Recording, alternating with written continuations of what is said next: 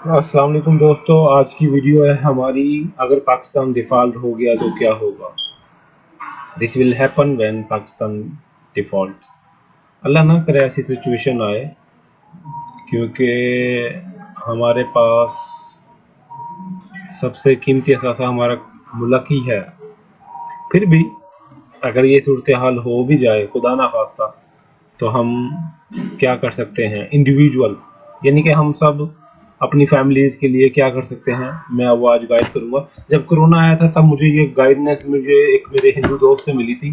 वो गुजराती है और उसके साथ मुझे 2 साल काम करने का मौका मिला, तो मुझे इसके बारे में बहुत कुछ जानने को मिला कि जब अगर मुल्क बंद हो जाए, जैसे चाइना बंद हो गया था, फिर ऐसा ऐसा पूरी दुनिया बंद हो गई थी।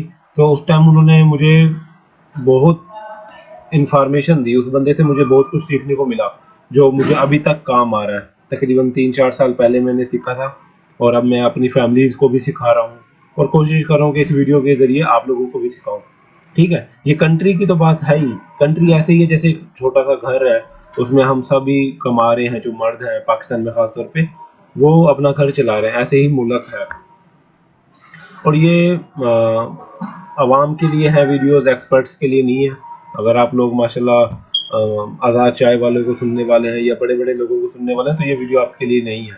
ये वीडियोस इंडिविजुअल्स के लिए है, यानी कि जो छोटे छोटे मामलात को समझने की कोशिश कर रहे हैं।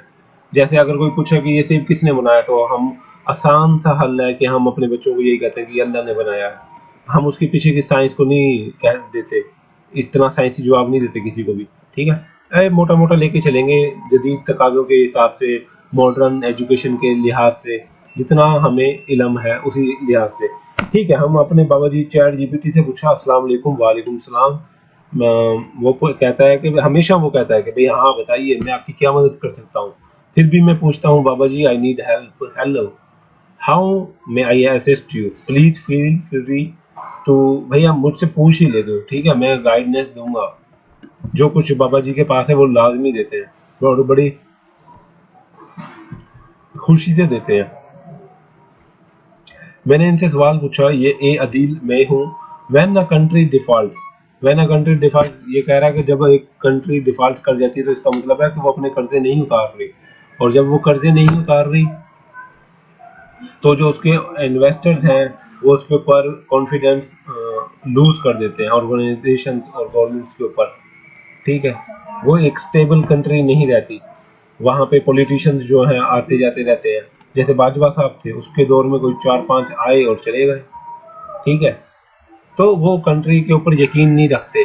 वो यहाँ पे ये बात ये वाली लाइन में कहता है, फॉर एग्जाम्पल, इन्वेस्टर में loose confidence in the country. ठीक है, जो पैसा लगाने वाले लोग हैं फिर वो कंट्री में कंट्री पे भरोसा नहीं करते, यकीन नहीं करते। ठीक है, ओके जी। सबसे इम्पोर्टेंट बात यहाँ पे वो यही कि अब बस ये कर्जे के बारे में ही कहता है बार बार कि भाई कर्जा पे बैक नहीं करते, ठीक है, टाइम पर। व्हाट आई डू, ये है इम्पोर्टेंट सवाल हमारा ना, क्योंकि मुल्क की सतह पे जो ग्लोबल इकोनॉमी है उसे हमें नहीं समझना। हमें यहाँ पे फैमिली इकोनॉमी को समझना चाहिए। अगर हम इंडिविजुअल ने, यानी कि इंडिविजुअल का मतलब मैं अकेला हूँ, मैंने अपनी फैमिली की केयर करनी है, आपने अपनी फैमिली की केयर करनी है। आप यहाँ पे ये वीडियो देखने का मतलब ये है कि अगर पाकिस्तान डिफॉल्ट कर जाए, जैसे हम देखते हैं कि हम माशाल्लाह कितने अच्छे मुसलमान हैं, या आप भी देख रहे हैं हम भी देख रहे हैं कि रमज़ान जैसे ही आएगा हर चीज़ की प्राइस अप हो जाती है। अगर जो मुल्क से बाहर हैं वो, हम लोग देखते हैं कि जब यहाँ पे कोई भी त्यौहार आता है, यानी कि कोई भी खुशी का मौका आता है, ठीक है, क्रिसमस आती है, तो चीज़ों की प्राइस बहुत कम हो जाती है ताकि ज़्यादा से ज़्यादा लोगों को बेनिफिट्स मिले। ठीक है, हर चीज़ की प्राइस में कमी होती है, जबकि पाकिस्तान में इसका उल्टा है। और हम अपने आप को मुस्लिम कंट्री भी कहते हैं जी, दुनिया की पहली मुस्लिम कंट्री है जिसके पास एटमी ताकत है। एटमी ताकत के अलावा कुछ भी नहीं है हमारे पास, ना इखलाक है ना ही अच्छी इकोनॉमी है। ठीक है, तो यहाँ पे हम आते हैं वापस, what I do in in when Pakistan default. और ये डिफॉल्ट होगा नहीं, क्योंकि हम एटमी ताकत हैं। तो बड़ी बड़ी ताकतें जो हैं इस दुनिया में वो नहीं चाहेंगी कि बंदर के हाथ में जो तलवार है वो चलाए। ठीक है जी, in the event Pakistan default on its obligations, जो ये उधार का मसला चल रहा है कि उधार पे बैक नहीं कर रहा, वो कहता है डिवर्सिफाई योर इन्वेस्टमेंट्स। इसका मतलब ये है कि आपके पास जो कुछ भी है उसको पोर्टफोलियो को मुख्तलिफ चीज़ों में इन्वेस्ट कर लीजिए, जैसे सोना वगैरह हो गया, जैसे डॉलर्स हो गए। इस तरीके से थोड़ा थोड़ा जो आपके लिए आसान है उस उन चीज़ों में इन्वेस्टमेंट करना शुरू कर दीजिए। ठीक है, उसके बाद वो कहता है कीप एन इमरजेंसी फंड। ये बहुत जरूरी है, ये मैं आपको सिखा भी देता हूँ साथ साथ ना। मिसाल के तौर पे आपके पास आपके घर का खर्चा है 50,000, ठीक है, मैं जरब 6 माह का पैसे लेके चलने, उसने मुझे इतने आसान तरीके से सिखाया था। बस ये जो 3 लाख रुपए है ना, ये वाले 3 लाख रुपए ये आपके बैंक अकाउंट में होने चाहिए। अगर आपने इस वीडियो से यही सीख लिया तो ये आपके लिए मेहरबानी है, या आपका एहसान है, जिंदगी भर एहसान रहेगा। कि कोरोना जब आया था तब मेरे दोस्त ने कोरोना से पहले, ठीक है, यानी कि 2-3 महीने पहले जब चाइना में शुरू हुआ था और यूरोप में अभी बंद नहीं हुआ था, यूरोपियन कंट्रीज, मैं स्पेन में था उस टाइम, तो उसने कहा था यार 6 महीने की इन्वेस्ट, जितने तेरे खर्चे हैं ना यहाँ के, मिसाल के तौर पे मेरा उस टाइम का खर्चा था, हम इसको डिलीट कर देते हैं हिस्ट्री को, मेरा खर्चा था उस टाइम 1 लाख रुपए वहां का हिसाब से। ठीक है, उसने कहा 6 महीने का पैसे इकट्ठे करके साइड पे कर ले अभी से, ताकि तुझे दिक्कत ना आए। तो मैं 1 महीने में कितने कमा रहा था, मैं कमा रहा था 3 लाख रुपए। तो उसमें से 1 लाख बचाना मेरे लिए आसान था।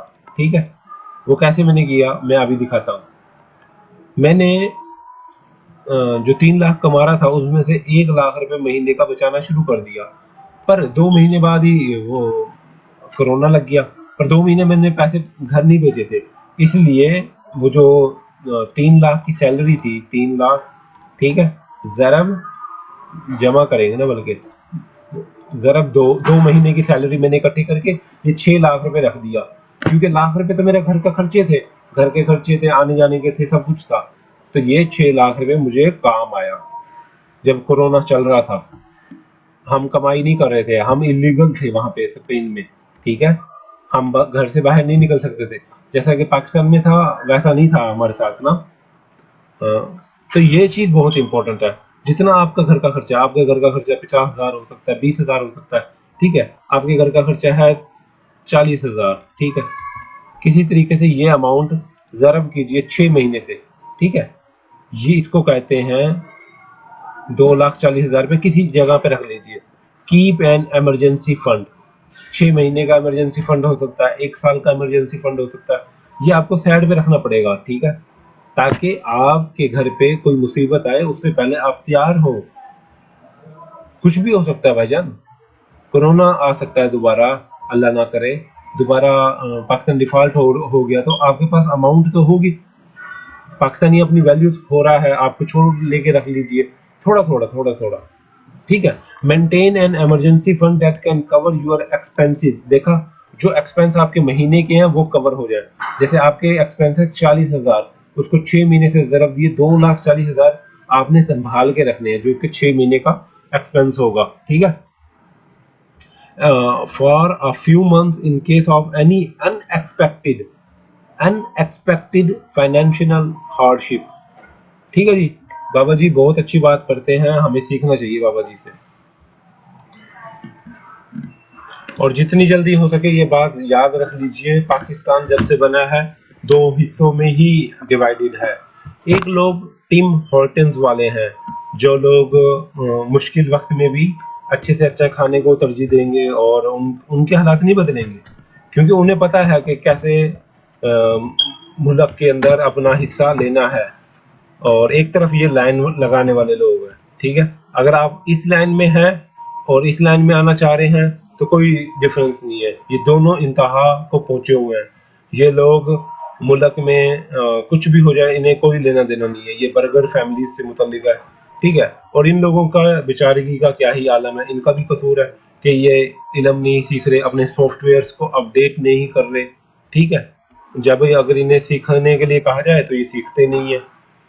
और ये बस अगर कोई मजदूरी कर रहा है तो वो ये नहीं कहेगा कि भाई मैं मजदूरी से ऊपर वाले लेवल पे चला जाऊं, मैं कुछ एक्स्ट्रा सीख लूं, मैं फालतू टाइम पे जियो न्यूज खबरें सुनने के बजाय कुछ इल्म हासिल कर लूं। ठीक है, बस मौलवी की बातें सुनना या किसी भी गाने वाले का मरासी पुनना सुनना आसान है, पर चीजें सीखना मुश्किल लगता है इन लोगों को, इसलिए इनकी ये हालत है। और इन लोगों का तो माशाल्लाह ये इन्ना लिल्लाह है, इनका तो क्या ही कहना। ये दो ही रास्ते हैं। अगर आप बहरिया टाउन देखें, डीएचए देखें और इस तरीके की सोसाइटीज देखें तो आपको पता चल जाएगा पाकिस्तान डिवाइडेड इनटू पार्टीज। जो जिस नाम पे पाकिस्तान को बनाया गया था जी, गाय और हिंदू वाले मसले पे, कि वो तो गाय को पूजते हैं और हम खाते हैं, वो भी यही मसला है। ये गाय को खाने वाले हैं और ये पूजने वालों में से हो पड़े हैं, जैसी सिचुएशन इन लोगों ने बना दी है। ठीक है, क्योंकि हदीस शरीफ में आया है कि गुर्बत कुफर के करीब कर देती है, कोई भी इनके बारे में नहीं सोचता। ठीक है, B question with boring in term some time economics. ठीक है जी, ओके जी, ये इंडिविजुअल्स के लिए है। आगे चल के मैंने पूछा give me 5 emergency fund ideas.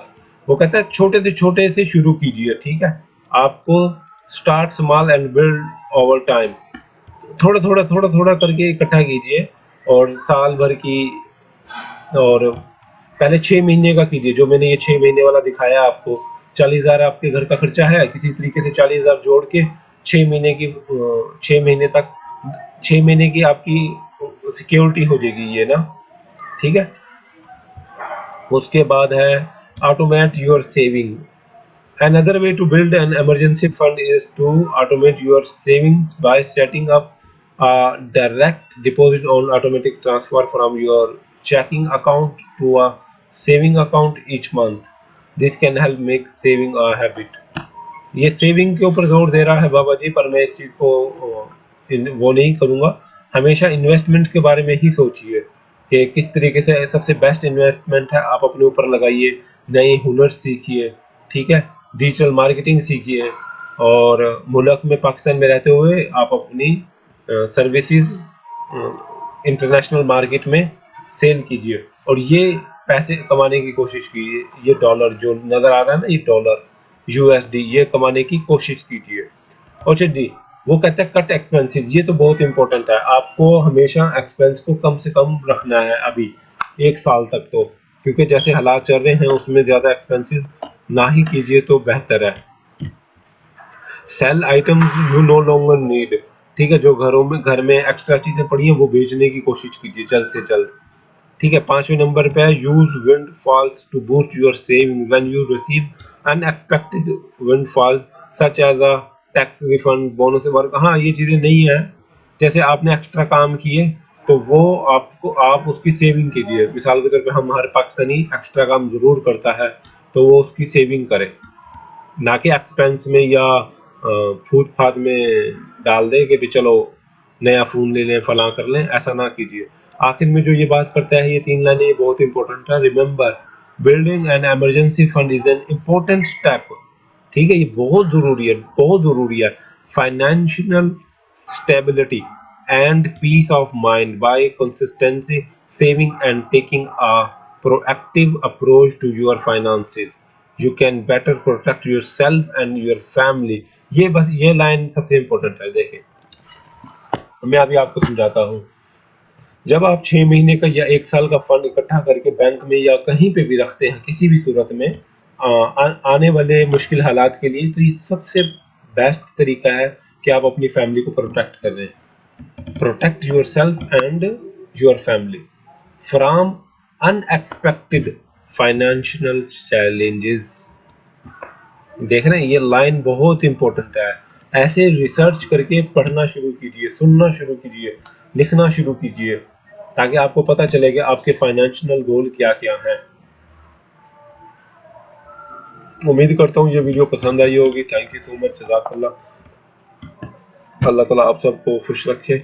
आज की वीडियो का टाइटल था अगर पाकिस्तान डिफॉल्ट हो गया तो क्या होगा। कुछ नहीं होगा।